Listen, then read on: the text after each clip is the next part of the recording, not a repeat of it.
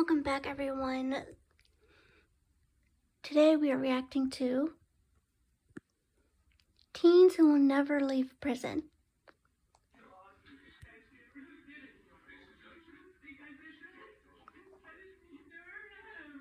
That was 7-year-old Dylan Shymaker, who fatally beat his girlfriend's 23-month-old son. I mean, is this real life right now? I watched videos about this kid's case, and his lawyers were trying to justify that Dylan has an anger problem. He didn't mean to kill the 23-month-old baby. He didn't know how to control himself. I'm not sure why there are lawyers defending people like this. It's called anger management. If you really had problems with it, this anger, it's called anger management. Just go to anger management. So this dude really told his mama, I'm a blonde, blue-eyed person and I can just cry and I'll be off the hook and they'll let me go. We have this girl who freaked out after she was given a life sentence. She was hyperventilating, like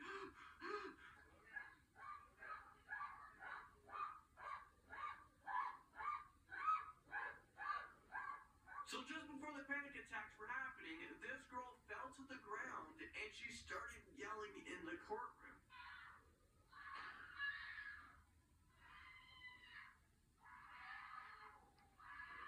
The woman's family was also freaking out.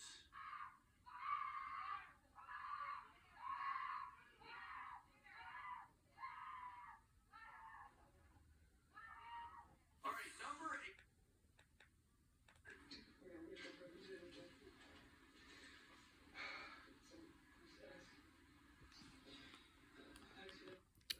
So I don't know if it was probably the last person or this one that told his mother, I'm a blonde, blue-eyed, and all I have to do is cry and they'll let me go. So please don't forget to rate, comment, click that subscribe button because I do make new videos every single day. And don't forget to hit the thumbs up button. Smash that notification bell so you know when I upload new videos. And let's get back to the video. I know it's hard to understand what this kid is saying, but he's begging for forgiveness. It's a hard video to watch. I know people make mistakes, but killing someone isn't something that society can forgive, or can they? John, is there anything you want to say before sentencing? Well, that was 17-year-old John Freeman, who was saying sorry to the victim's family after he strangled a 5-year-old girl to death. I mean, in that moment... It's ironic his last name is Freeman, because he is no longer a free man. Was he really sorry? This also took place near Buffalo, and he was given 25 years to life. And this is for a second-degree murder in which John Freeman pleaded guilty to. So when John turns 42 years old, a judge will determine whether or not John is a danger to himself or to society, and if he's going to be released. Hopefully, if he is released, he's a changed person. He is a danger to other people. If he strangled to death this 5-year-old kid, imagine what he could do to anybody else.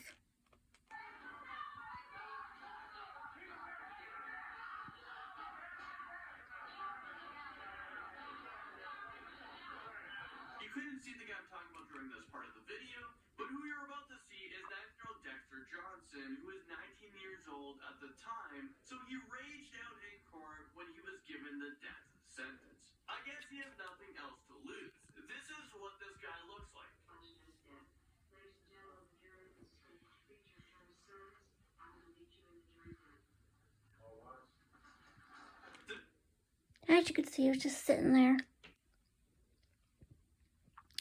trying to process, take it all in, and he just said, fuck it, I got nothing else to lose. Come on, man. Jurors convicted Dexter Johnson of capital murder. Dexter was involved in a carjacking, robbery, rape, and murder of 23-year-old Maria of Paris. Dexter is now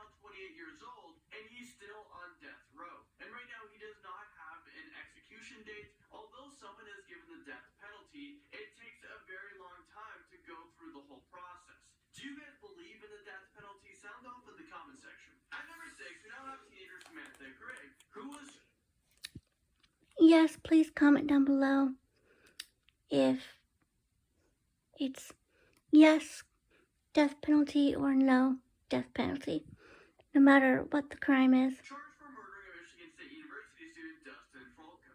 Gray pleaded guilty to unarmed robbery and manslaughter in Frolka's death. The 19-year-old's body was found along I-69 last February. He had been beaten with brass knuckles, robbed. This case just doesn't seem to make sense to me. 6-year-old Samantha at the time decided to plan a kidnapping to rob and kill Frolka. I mean, she's 16. How do you have these thoughts? She had someone help her as well, and that was 18-year-old Tyrell Brendernitz. So the reason why this doesn't make sense, because it does seem like Samantha had a really bright future. She threw it all away. She was actually a lead singer of her band, and she was actually quite good. Singer in a band. Number 5, we have this teenager who, after So,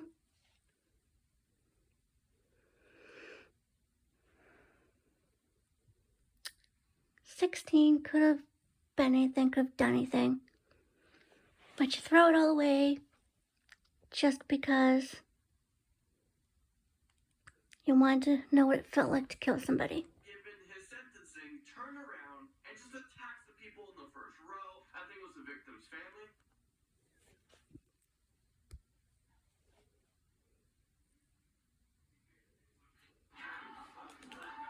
Yeah, Dude, calm down, my guy. So, he's freaking out after sentencing. Luckily, there were enough police there to stop him.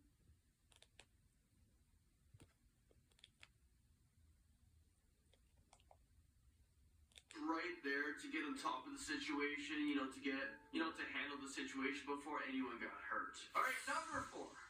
Can't, they understand the seriousness of the crime. Barbeau will almost certainly start his prison sentence at the Department of Corrections, Lincoln Hills School for Boys, north of Wausau. That was 50-year-old Antonio Barbo at the time of his.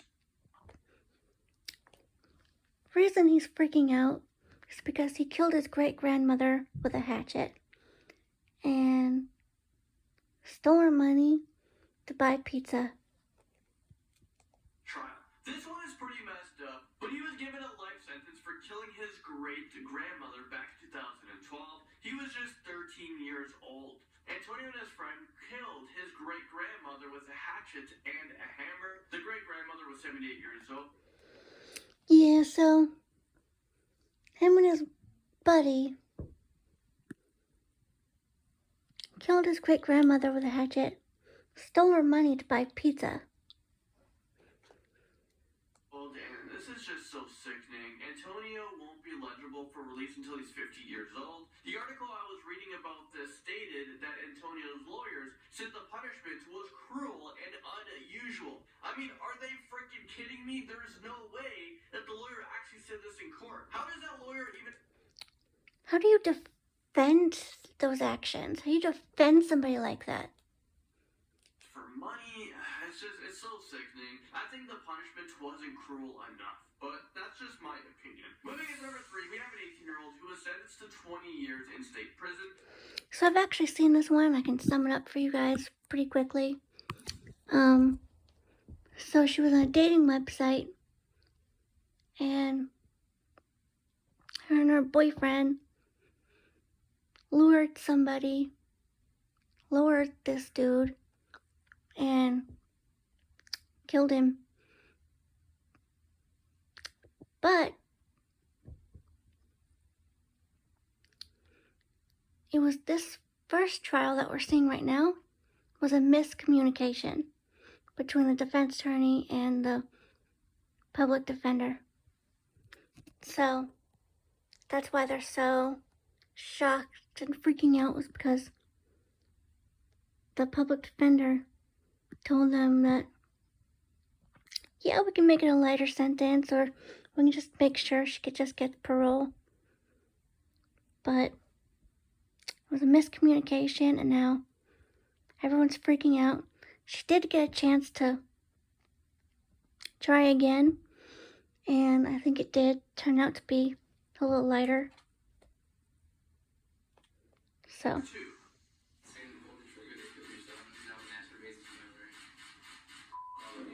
Sentencing Elaine to life in prison, Judge David Fury said he lacks remorse and faked mental illness. So this guy might look familiar to you guys. And to be honest with you, I don't care if this guy gets left in prison and forgotten about for the rest of his life. So who we just saw was TJ Elaine, the teenager who was in front of a judge for sentencing for a school shooting in Ohio back in 2012. TJ was 17 years old when he shot and killed 3 students and injured another 3. Although TJ was a minor at the time of the attack during the sentencing, he was tried as an adult and he was given 3 life sentences in prison without parole. Well, just a few years after the attack, TJ, he was actually able to escape prison. This was just 8 days before his birthday, and he escaped from Allen Correctional Institution in Ohio along with 2 other inmates. He was able to escape using a makeshift ladder. They used it to scale down a fence during recreation hours. One of the men was quickly recaptured, but TJ and another man who was serving a 12-year sentence for aggravated robbery and burglary. So luckily, they caught him and they put him in his recreation time. They put him into like this tiny cell, this tiny box for, I think, 32 hours a day, or however long they get to, have rec time. We have this scary freakout from a California teenager who was... Can't do the time, don't do the crime.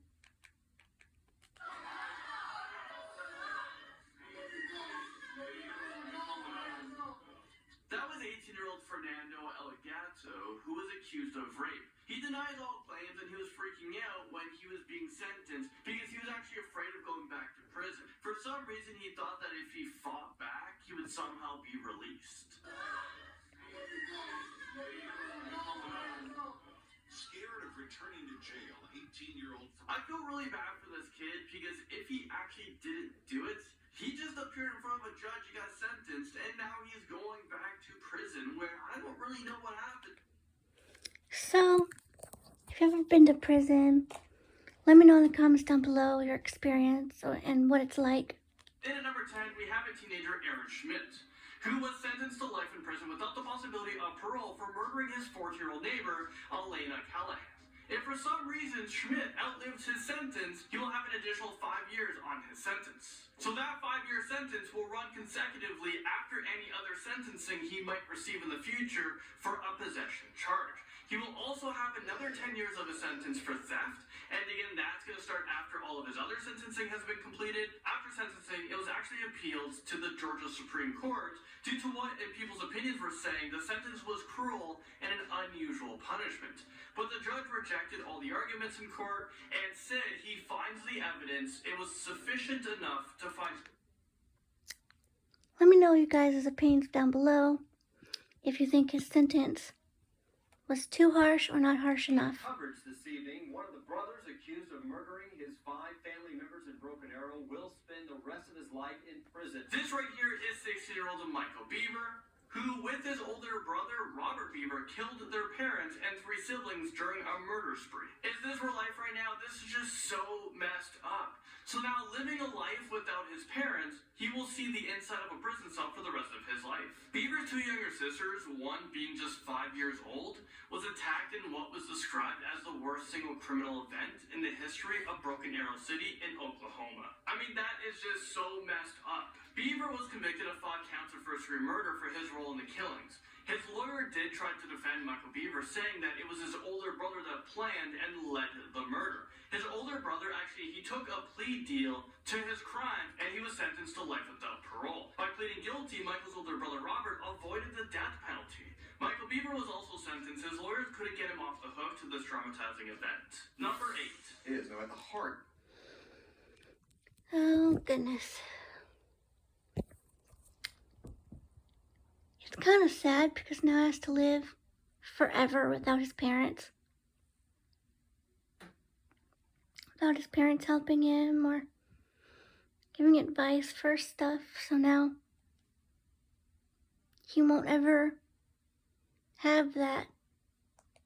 The law of today's proceedings was the issue of parole. Judge Edward Luke Myers, presiding over the case, said at the outset that the issue is determining whether White fits in what he called the narrow subset of juveniles who deserve a life sentence without parole. Well, for teenager Dakota White, he fit the narrow subset of juveniles who deserves a life sentence without parole, according to a judge. It seemed like Dakota didn't feel remorse for what he has done during a few recording phone calls of him bragging about his murder that he committed. There didn't seem like a chance of rehabilitating this teenager, so that's when he was given the harsh sentence. During the trial, it only took jurors about 15 minutes to come up with a deliberation of guilty. He was found guilty of stabbing and strangling Sam Poss to death. He was just 17 years old at the time of the murder. Number 7, we have 17 years old at the time of his...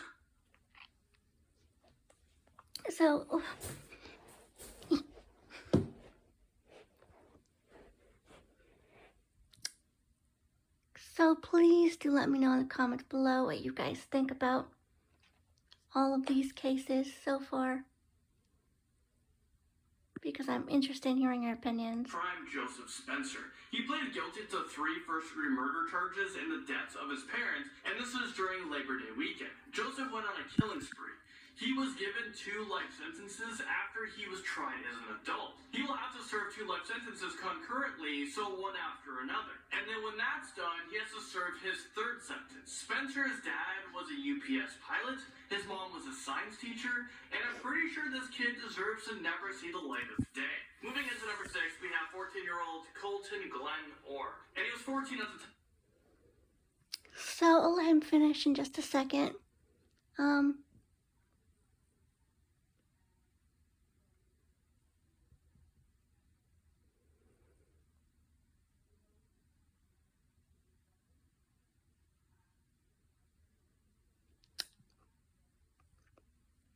So please let me know down in the comments below what you think about what you just heard. Time of his crime, he pleaded guilty for shooting and killing his father's fiancée, Laura Hendricks, and this took place in their home. He was sentenced to life in prison. Right after the murder took place, the teenager just walked into a police station and he confessed to everything he has done. The Oklahoma Court of Criminal Appeals ruled that Orr should be tried as an adult, so he was given life in prison. Right now there are appeals to try to have this teen tried as a juvenile, but that's most likely going to be denied. Orr's lawyers are trying to argue that sexual abuse that was done to him was the reason that drove him to commit these awful crimes, but that was quickly discredited. At least now he's going to have a very long time to think about what he has done. Number 5.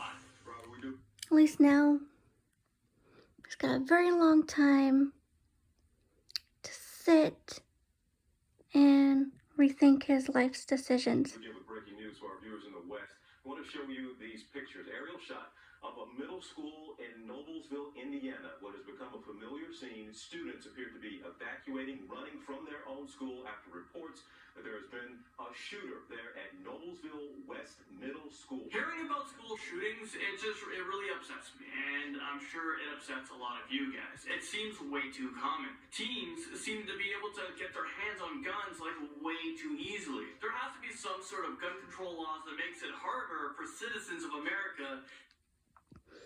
So if you want a gun, you should have to take like a test that says you're mentally, emotionally, physically able to have one. In which I think is kind of stupid when you think about it. This teen was capable of committing murder. Why then we're trying to protect him? Well, he will remain in the state's juvenile detention system until he's 18 years old, and then he's going to be transferred to an adult prison where he's going to serve out the rest of his sentence. Because he showed no remorse for what he has done, it's likely the teen will never leave prison. Moving into number 4, we have Taylor Lane. So, like I was saying before, don't forget to rate, comment, click that subscribe button because I do make new videos every single day. And if you like this style of content where I film the video I'm watching because I kind of don't know how to do the whole screen thing that you see people with a reaction channel do. So please let me know if you like this or you like me just talking to the camera. Colton, who was just 19 years old when he committed the murder, and then he bragged about it. The murder took place in Colorado Springs, where the teen attacked a homeless man with a baseball bat. The homeless man was 55-year-old Doyle, who was beaten to death. Doyle was discovered earlier that morning, partially wrapped in a sleeping bag. He had been hit on the head at least 4 to 7 times.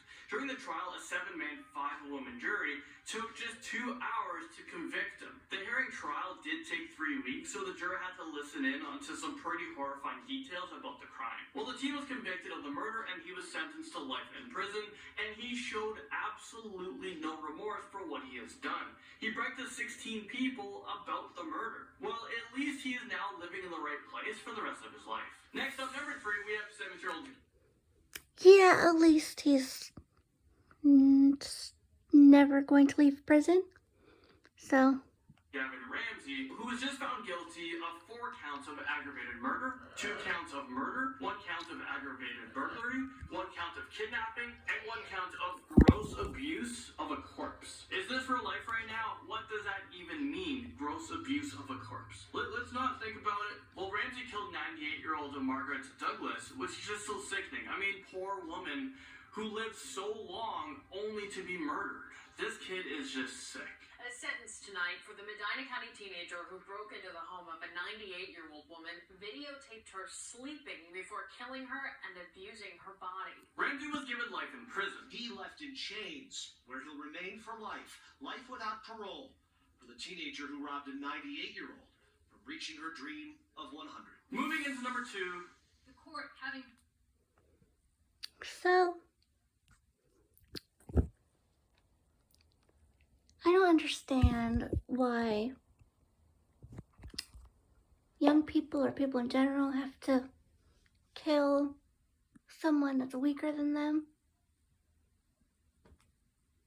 So please let me know in the comments below what you guys think. Duly considered your offenses.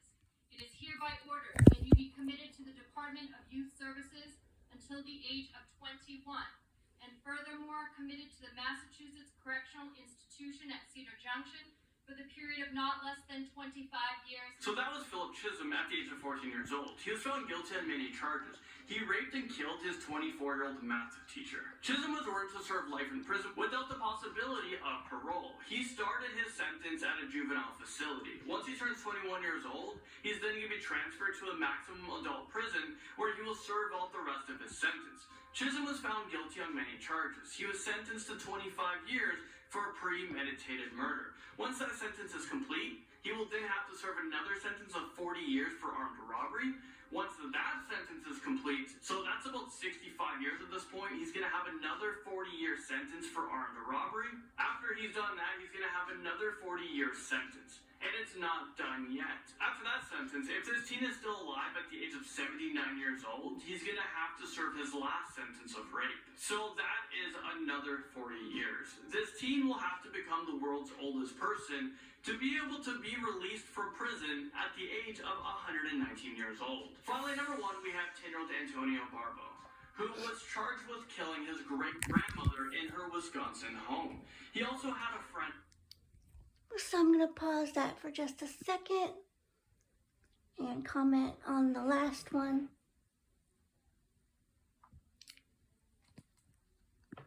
Saying that was his math teacher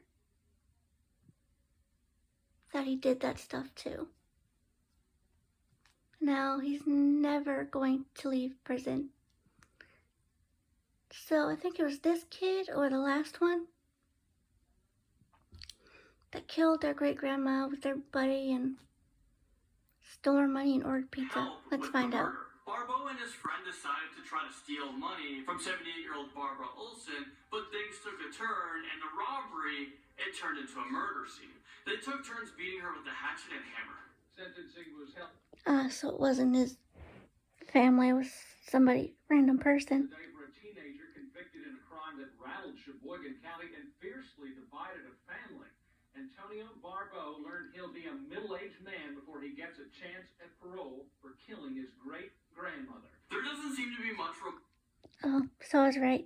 remorse, so I'm not sure if this kid will ever get out of prison. After Barbeau and his friend committed the murder, they actually decided to go out and enjoy some pizza. These are not behaviors of remorse. Barbeau's attorney was shocked when Barbeau was given a life sentence. He believes that kids, especially at the age of just 10 years old, shouldn't be given a life sentence. But you know what? If you're capable of doing the crime, then I think you should be old enough, and capable enough to do the time.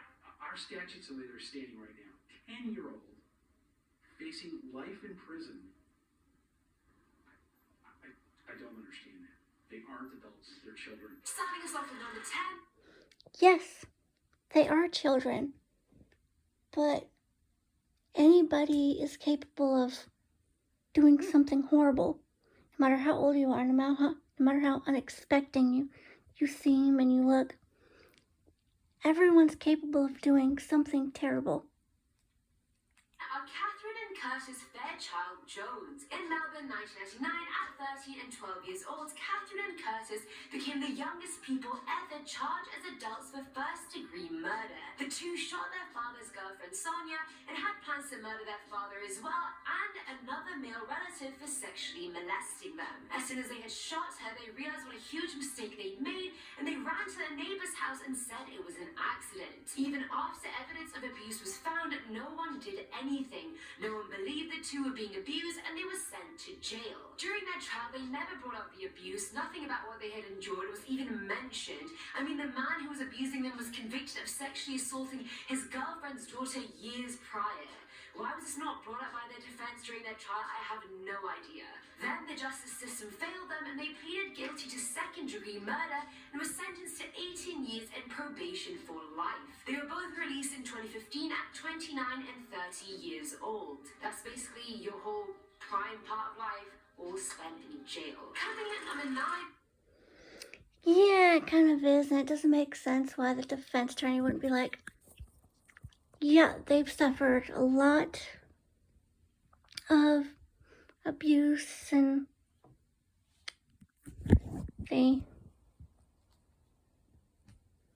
so I don't get why the defense attorney wouldn't just say all that. Is Arthur Rafe and Sebastian Burns. Funnily enough, I knew about this case beforehand because it's a very good Netflix docuseries about different crimes, and it's called The Confession Tapes, and this was that first case that actually explored. Highly recommend, but anyway, in Bellevue back in 1994, Arthur and his best friend Sebastian came back to Arthur's family's house. Okay, I'm a bit busy.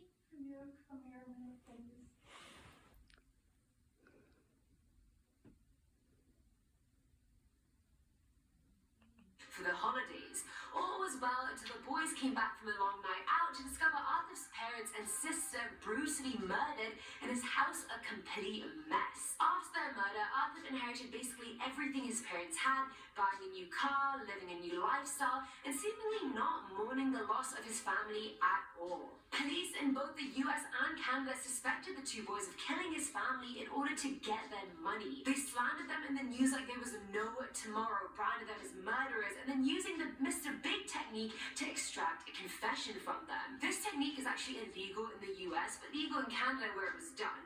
It involves undercover cops gaining the suspects' trust by involving them in illegal activities and then getting them to confess. Even with multiple alibis and no physical evidence, the undercover cop kept probing Burns to confess and he would make it all go away. I'm assuming in the hopes of making his life go back to normal, Burns did confess, and later on so did Arthur, even though their stories were completely different. Both were found guilty in 2004 of a triple murder and were both sentenced to 3 life sentences each, even though they've been in prison for the past 20 years. At first, I thought, how could anyone murder their parents? But after doing this video and seeing how many people actually did, I was like, wow, this is a thing. This actually happened. Sadly, yes, it is a thing. So sadly, yes, it is a thing, and this just shows that you can't trust anyone. February of 2012, 14-year-old Joshua broke into his stepfather Chico's room and stole his shotgun. Right after after that, he started shooting things around the house, and Chico and his daughter were able to escape his rampage by breaking a window and climbing through. Joshua's mother, Tamika Robinson, was sleeping on the sofa when he shot her around 12 to 14 times at close range. And why did he do this, you may be wondering? Because his mother was being a mother. That's right, Joshua started hanging out with the wrong crowd and wanted to join a gang, do drugs, pop pills. He started coming home at ridiculous hours, so Tamiko gave him a curfew and told him to stop hanging out with these people, and that's what triggered him. He pled guilty to second-degree murder and will be in jail for anywhere from 30 to 50 years. Filling on number 7 slot. So, his mama was being a mama, and she was like, "You're going to get yourself killed, so I'm going to give you a curfew to attempt to protect you." Now is Evan Miller. Now, Evan's life was hard enough. By the time he turned 14 in 2003, he'd been in and out of foster care due to his stepfather continuously beating him and his mother abusing drugs and alcohol. One day, he was hanging out with his friends and his neighbor, Cannon, who also happened to be one of his mum's drug dealers. After spending most of the night drinking and smoking weed, Evan and his friends attempted to rob Cannon after beating him. Evan beat him with a baseball bat and then set his trailer on fire, and he later died from his injuries and smoke inhalation. When brought to trial, his friend was offered life with a chance of parole if he testified against Evan, which obviously he did. In 2006, Evan was sentenced to life without parole, and now at 28 years old, he may have a chance at a retrial, but for now, he's still very much in prison. Now at number 6 is...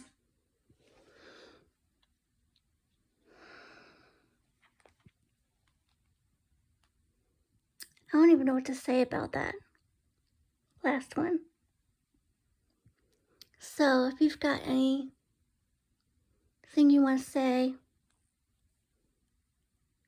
please leave it in the comments below. Jacob P. Ind. Back in 1992, when Jacob was 15 years old, he killed his mom and his stepdad. After enduring years of sexual, physical, and emotional abuse, Jacob hired another older teen to help him murder his parents. Then, in the morning of December 17th, they went to their bedroom where they were fast asleep and attacked them for 5 whole minutes using various gruesome methods, stabbing them, spraying their faces with bear mace, and shooting them as well. He never testified during his first trial since his defense told him he would pack up and leave if he tried, so he was sentenced to life without parole. After spending 25 years in prison, he was finally granted a retrial and the right to testify back in August of 2018. And his retrial hasn't happened yet, so we don't know the conviction as of yet. Coming at number 5 is Diana Ortiz. So, I still don't know what to say about that one. So please comment down below what you guys think. Anna was 18 years old when she moved to New York in 1983 to flee an abusive relationship, and that's where she eventually met her new boyfriend who was double her age. The man introduced her to drugs like heroin, LSD, and cocaine, and convinced that the only way to sustain both their habits was to stage a robbery. Note, not a murder, just a robbery. The plan was sorted. She would pose as a prostitute in a parking lot, wait for someone to approach her, and then her boyfriend and some friends would rob him. However, on the actual day, the victim that pulled up to her started fighting with the men, and a brawl ensued, and he was eventually shot. While they all ran off in separate directions, what they had no clue about was that the customer was actually an off-duty police officer, and he actually died a few days later. Diana turned herself in and was convicted of felony murder and was sentenced to 17 years to life. And after 22 and a half years of prison, she finally went on parole. Imagine 22 and a half years in prison. I'm only 21 right now, and I feel like I lived a long life. That's my life and then some, all in prison. I can't even imagine that. At number 4 is Quantel Lodge. So, again, if you guys know what it's like in prison or anything, please leave. Or if you have any stories, please leave it in the comments below, and I will read your comments and I will reply to as many as I can. Now, Lot's like a lot of other other kids on this list had a troubled upbringing. His dad, mum, stepmom, uncles, aunts, basically everyone around him was addicted to cocaine, even getting high on it while he was still in the room at a very young age. He'd seen his uncle get shot multiple times because of drugs, and he himself was beaten on a regular basis. By 14, he used to have bouts of getting very angry, then crying uncontrollably, and then amnesia about what happened. In 1999, he was play fighting with his stepbrother Michael. It started off innocently, as it always does. Michael sent a blow dart his way, Lots fired back with a toy bow and arrow, but then it turned very ugly and escalated into a proper fight. It ended with Lots stabbing Michael a few times and then ultimately killing him. He literally doesn't remember the incident whatsoever. He just remembers being told the next day that his brother was dead and he was the reason. He was tried as an adult, not a juvenile, and was sentenced to life without the possibility of parole. Even though at 14 the state of Missouri thinks you're too young to legally get married, leave school, donate blood, get a tattoo without parental approval, yeah, you're old enough to be tried as an adult and then put away in jail forever. Filling in on number 3 slot. So, yeah, like she was saying, it's crazy that they wouldn't try him as a juvenile first. And hearing all that stuff that he went through, and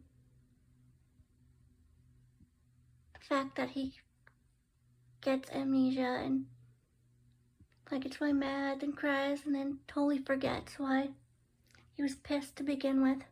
John Cases. Back in 2009, John was 16 at the time when he put up an ad on Craigslist offering sexual services in exchange for money, and the very popular ABC reporter George Webber replied to his ad. When they finally met up for this kinky hookup, if we can call it that, John claimed that George pulled a knife on him, and as self-defense, he stabbed George 50 times. Mind you, George was bound and being choked when this happened, so I don't know how he could have even pulled a knife out to begin with. And if it was really self-defense, why 50 times? Surely someone's dead after maybe a few, or at least injured enough for you to escape the situation. During his hearings and his confession tapes, you can see him literally wink and smile throughout. At 18 years old, John was found guilty and was sentenced to 25 years to life, and at 28 years old, he's still in prison today. Now at number 2 is Ashley Jones.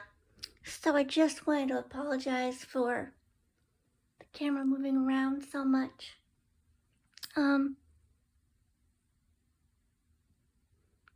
trying to give one hand a break, film, then go back to the other one, giving the other hand a break. So that's why it's moving around so much. Ashley was a problem child raised by problematic parents. Her stepdad used to sexually molest her, and her mum was a drug addict, so it appeared to be a blessing when her grandparents agreed to take in her and her sister. I don't know if they agreed to take her in or her parents kicked her out, since she stabbed both her dad and her pregnant mum a year beforehand. Luckily, neither died. A year later, at 14 years old, she was disobeying her grandparents more and more, and she was dating a boy they didn't approve of. The couple hatched a plan, and she helped her boyfriend commit a series of murders. First, they killed her granddad, shooting him twice in the face and then stabbing him to death.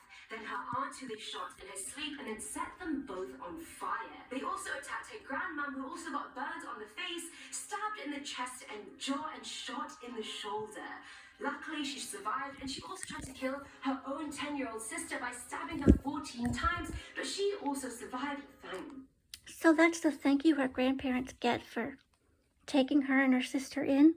God. Now at 24 years old, she's still in prison serving out her... I say that because when you're in your golden years, and you've already raised kids and gone through all that, you don't want to raise anymore. You're getting too old or too tired and just stuff like that. So they were really good to just take her in. Life sentence. And finally, at number 1 is Cathy. Way back in March of 2008, Erin started dating a boy called Charlie Wilkinson. Story seems pretty kosher so far. After meeting Charlie, her parents felt like there was something off about him, but I didn't worry too much, but then Erin started to change. Her interests changed, her demeanor changed, and her parents thought Charlie was a bad influence and wanted them to break up. So what do any desperate teenagers do in that situation? Hatch a plan. Charlie and his friend Wade went into Erin's house while she waited in the car with Wade's girlfriend and shot Erin's mother Penny whilst also nearly decapitating her with a katana. They then shot her youngest brother Matthew in the head while James and his friend both took turns stabbing her other brother Tyler. As if that wasn't bad enough, they then set the house on fire and it was completely ruined. Erin's father was also really badly injured. They shot him nearly 11 times whilst they killed Penny, but luckily he survived and was able to escape the house before it completely went up in flames. I mean, I don't know how lucky that is considering he survived his wife and kids and his remaining child is in jail, but it's still a good sign. Initially, no one is suspected. Yeah, it's still better than losing your entire family. Erin, but during Charlie and Wade, but I guess he already has. They both said that the murders were Erin's idea. At 17 years old, Erin pleaded guilty to murder, as did Charlie, and they were both given 2 consecutive life sentences plus 25 years. So I don't know if I said in my video yesterday that I'll see you guys tomorrow, but I will definitely make sure I say that now. So thank you guys so much for watching, and if you're a returning subscriber, welcome back, and if you're a new subscriber, welcome, welcome, welcome to my channel. I hope you guys are doing mentally, emotionally, and physically good today, and always. And I'll see you guys tomorrow.